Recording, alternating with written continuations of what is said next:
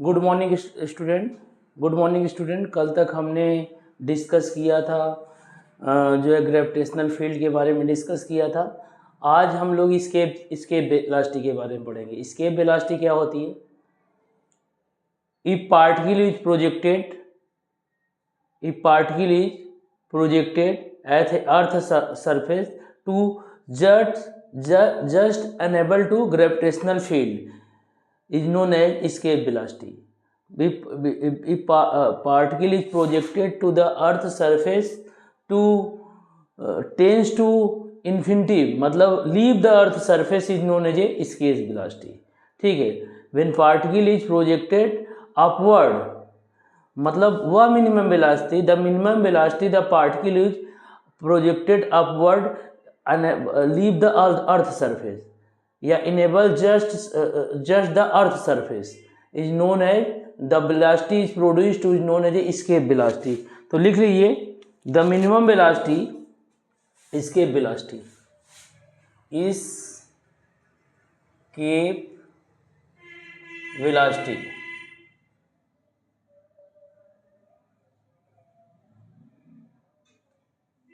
the minimum velocity with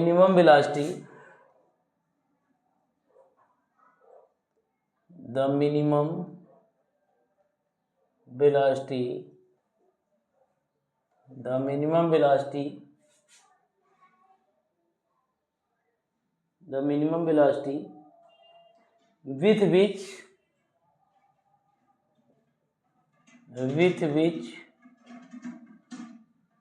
the minimum velocity with which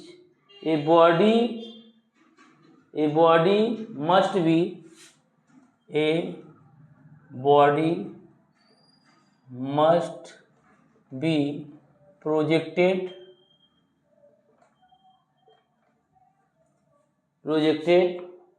up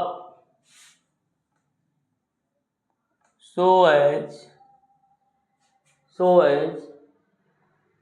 to enable it to just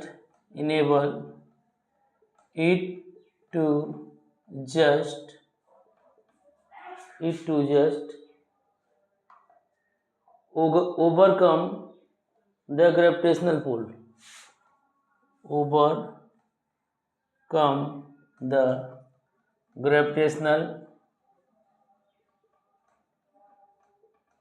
Gravitational pull is known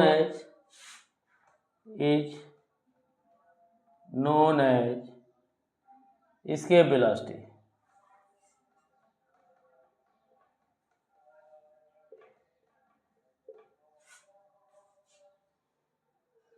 Consider Earth is a sphere of mass capital M and radius r.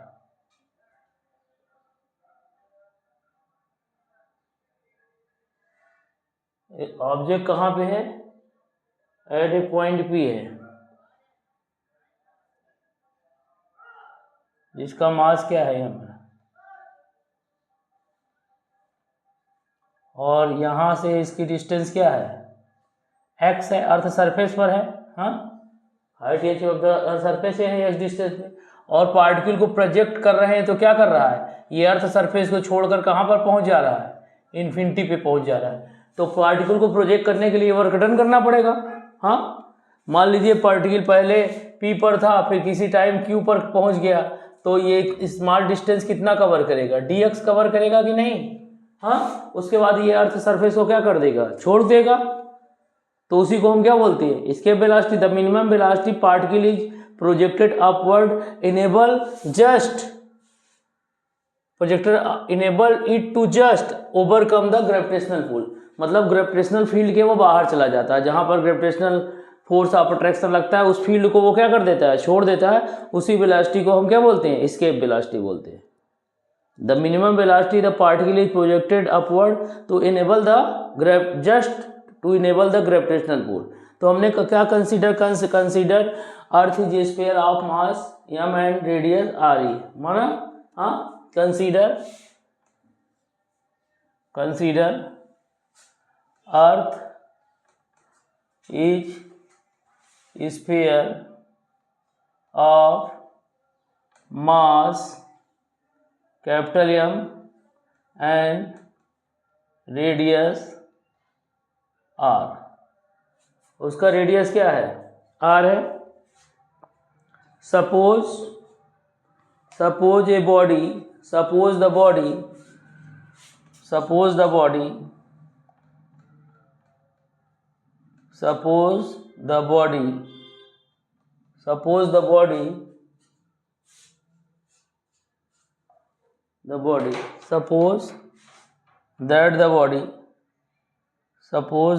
Body of mass small m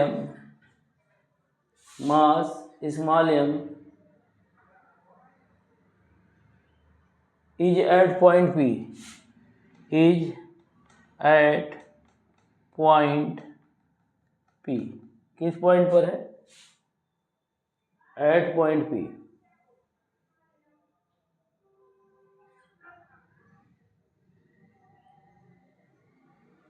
at point P at a distance x from center, at distance x from center,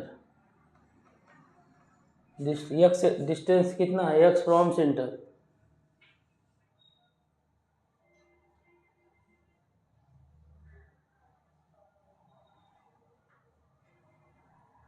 of earth.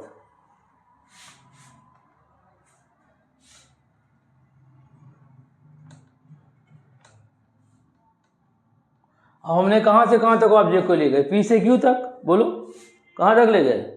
तो लिख लीजिए, then the force F exerted of the earth hand, then the force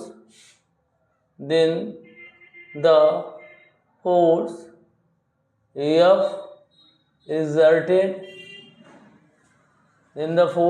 exerted by the earth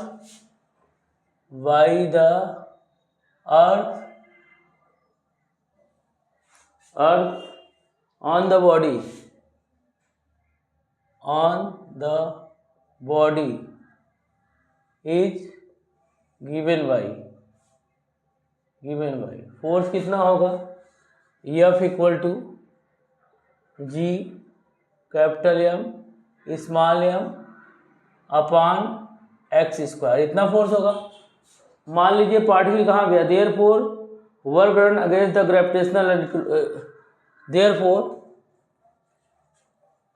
कहाँ तक पहुंच रहा है? P से Q तक।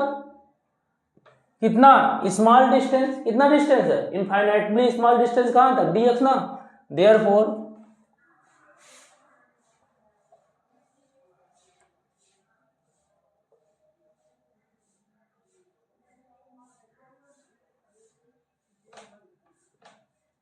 ये P से Q इनफाइनाइटली इसमें स्मॉल डिस्टेंस है, ये इन्फिनिटी पे पहुंच जाएगा। तो लिखिए, देयरफॉर वर्क डन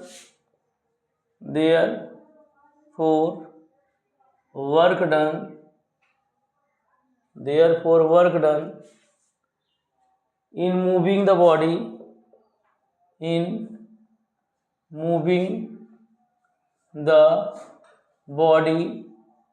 कितना मूव कर रहा है? P से Q स्मॉल डिस्टेंस है ना। हाँ, moving the body against gravitational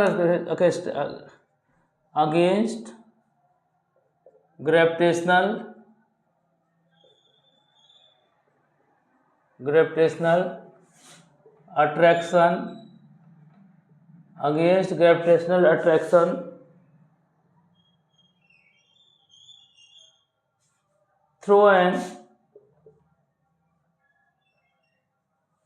an infinitesimally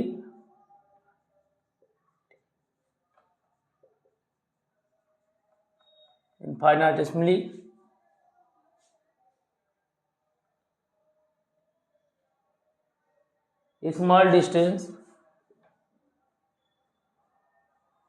small distance dx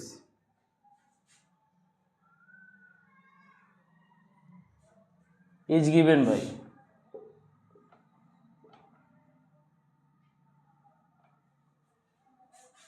तो कितना हो जाएगा डी डब्ल्यू बराबर होगा F into D X. D W बराबर कितना होगा F into D x.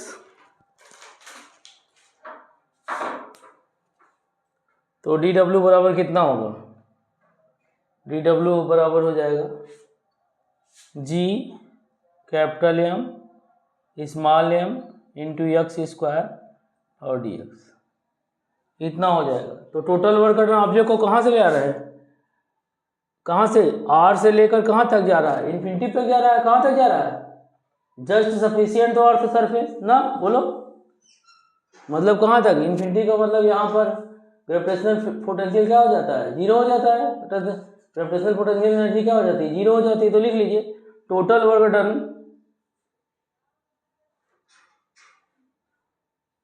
total work done move from surface of earth to at a point infinity। तो लिख लो total work done to move, total work done to move, total work done move कहाँ से, R से कहाँ तक, infinity तक। total work done to move the body, to the body, to the body from the surface of the earth, from the surface of earth, surface of earth, surface of earth to a point at, to a point at infinity।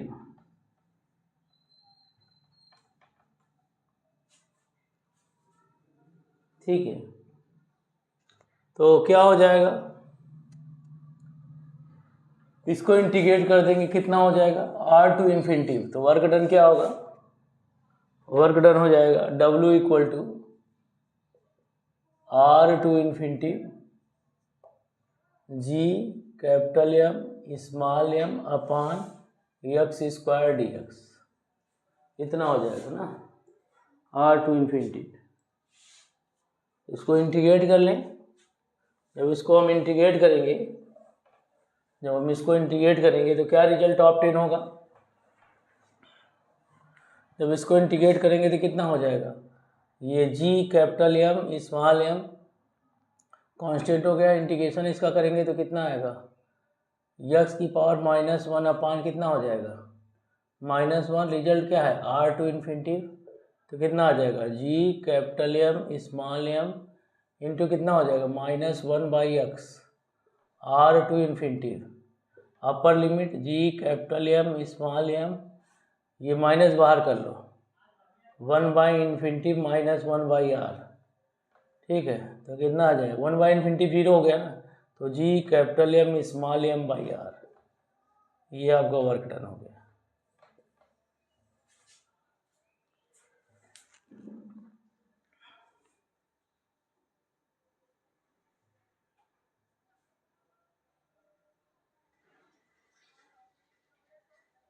हो गया, note कर लो, minus नहीं plus आ रहा है sir. Required the projected, लिखिए the work done,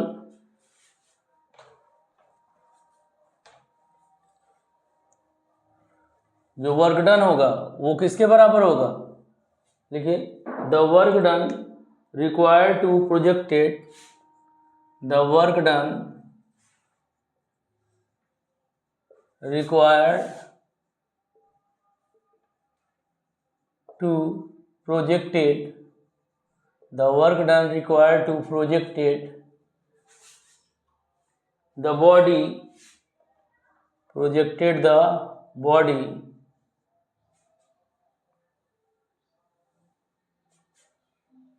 so as to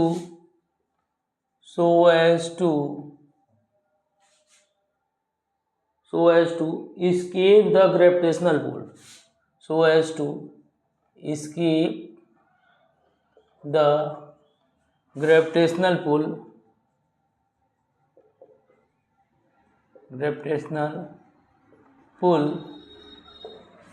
so as to gravitational pull, so as to the gravitational pull is performed on the body, is performed on the body, performed on the body by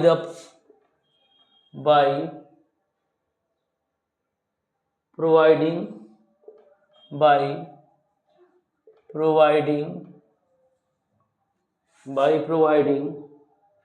an equal amount of providing an equal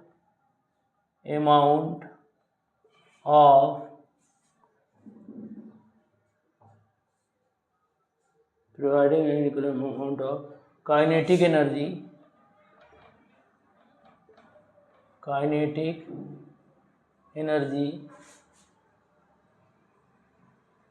to it at the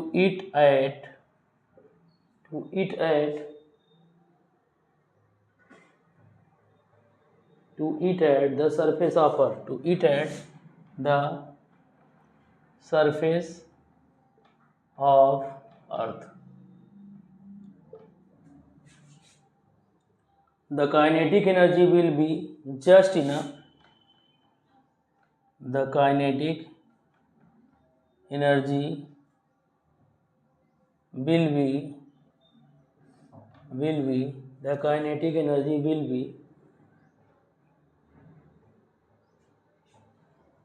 just enough to provide just enough to provide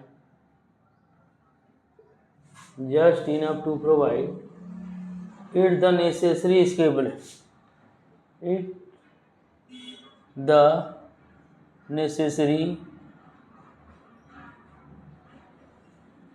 velocity.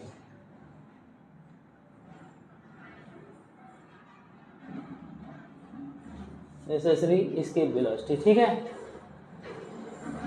if b, देखिए, if b is the required escape velocity,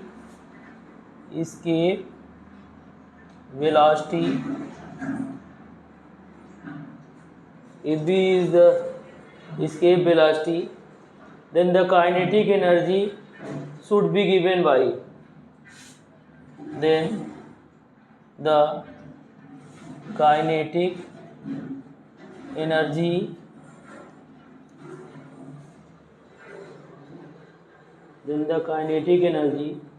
which should be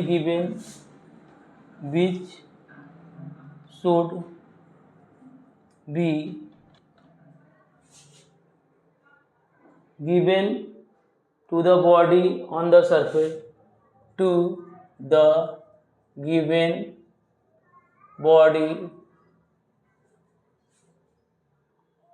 on the surface of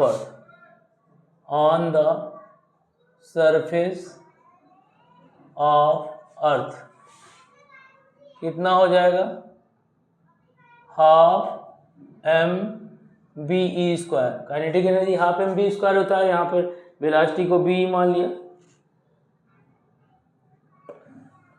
और ये किसके बराबर होगा, ये work done के बराबर होगा. किसके बराबर होगा, वर्क डन के बराबर होगा. लिख लो, therefore half M B E square बराबर G capital M small M upon R. तो यहाँ से देखिए स्मॉल एम से स्मॉल एम कैंसिल आउट हो गया, तो बी ई स्क्वायर बराबर हो गया 2 capital G M by R. तो बी बराबर क्या हो गया, बी बराबर under root 2g capital m by R.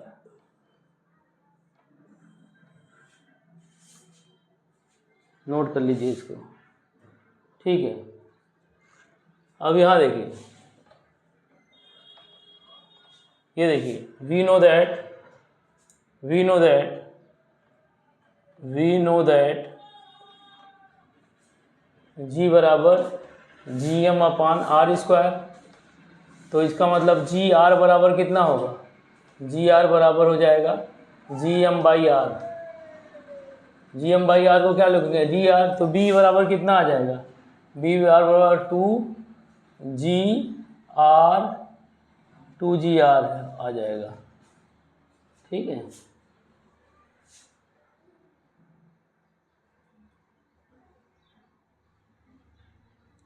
तो इसका मतलब स्केलर वेलोसिटी मास पर डिपेंड नहीं करती। मास नहीं आया ना, तो लिख लीजिए, escape velocity does not depend on the mass of the body. Escape velocity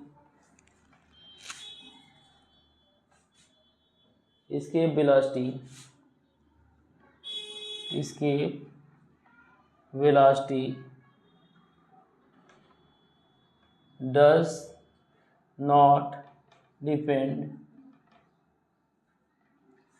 mass of body, mass of the body to be projected,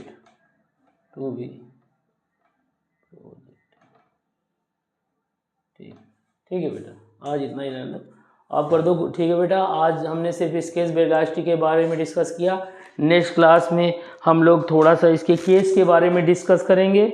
और ये टॉपिक हमारा लगभग क्या हो गया, चैप्टर ये हमारा लगभग ख़त्म हो गया। अब हम लोग नया चैप्टर पढ़ेंगे इसके वेलोसिटी से बारे में। अब हम सेटेलाइट के बारे में पढ़ेंगे, ठीक है। अब हम किसके बारे में डिस्कस करेंगे, सेटेलाइट के बारे में डिस्कस करेंगे। तो ये अब नेक्स्ट क्लास में हम इससे रिलेटेड प्रॉब्लम करेंगे। नहीं, अभी रिलेटेड प्रॉब्लम नहीं करेंगे। अभी सबसे पहले हम सेटेलाइट के बारे में पढ़ाएंगे, और सेटेलाइट की 1-2 क्लास होगी। उसके बाद हम ऑर्बिटल सेटेलाइट के बारे में डिस्कस करेंगे, फिर पोलर सेटेलाइट के बारे में बताएं, फिर कम्युनिकेशन जियो सेटेलाइट के बारे में डिस्कस करेंगे, और जो है आर्टिफिशियल सेटेलाइट के बारे में डिस्कस करेंगे। फिर उसके बाद हम कुछ न्यूमेरिकल प्रॉब्लम करेंगे, ठीक है बेटा। Thank you student.